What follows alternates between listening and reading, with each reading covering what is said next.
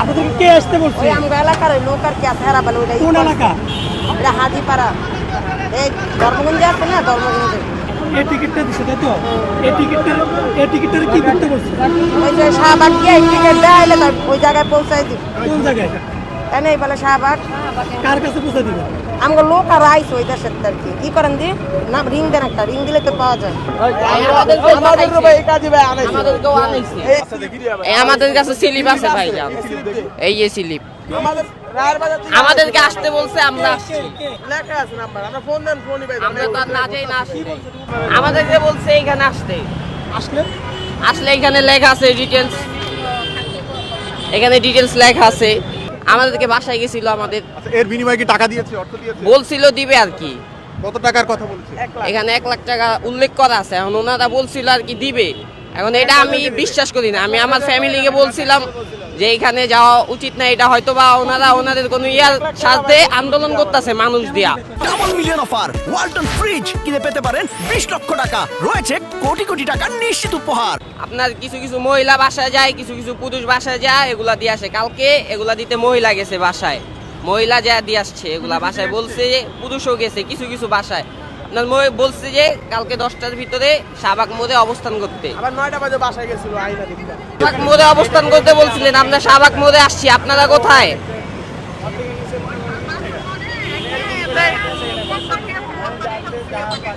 জি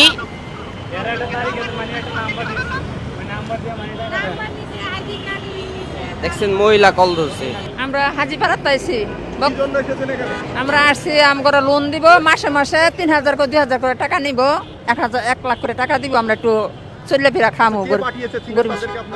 জি ওই এলাকার অনেক লোক আসছে, সেই লোক খুঁজতেছি পাই না।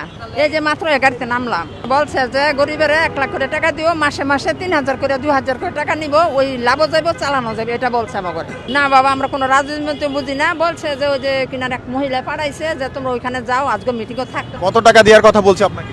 1 লাখ। 1 লক্ষ টাকা দিবে শাহবাগে আসলে? হ্যাঁ, না আসলে না, আজকে মিটিং হবে, দিব আরো 2-3 মাস পরে দিব। হ্যাঁ হ্যাঁ হ্যাঁ, লোকজন আসছে, অনেক খুঁজতে আসছে, মোবাইলে তো ধরে না। দর্শক আরেকটু কথা বলার চেষ্টা করবে। এনাদেরকে কিন্তু টোকেন দিয়েছে কে বা কারা, এবং শাহবাগে কিন্তু অবস্থান করতে বলেছে। মানে লোক গেছিল যা বলছিল যে একটা লটারি 4 বছর পর পর নাকি লটারিটা দেওয়া হয় দরিদ্র মানুষকে, নিচে 1 লাখ উপরে 1 কোটি টাকা। হ্যাঁ, পরে সবাই কিনছে 20 টাকা করে নিচে টিকিটটার। পরবর্তীতে পরে বলছে যে 25শে নভেম্বর ঘুরাবে, তো বলছে আসতে। তা আমরা আবার ফোন দিয়েছিলাম, ফোন দিয়েছে বলছে যে রং নাম্বার, এটা শিউন না। হ্যাঁ, রং নাম্বার বলছে আর কি। পরে এখন আয়সা দেখি পাও নির্ধারিত বয় না, বলছে যে ঘুরানো হবে, যার ভাগ্য আছে সে পাবে। মানে যে লটারি আছে না, ওই লটারি বলছে যে লটারির মাধ্যমে এটা ঘোরানো হবে, 1 লাখ টাকা থেকে 1 কোটি টাকা পর্যন্ত টাকা দেওয়া হবে, এটা বলছিল এই কাগজটা দেয়া।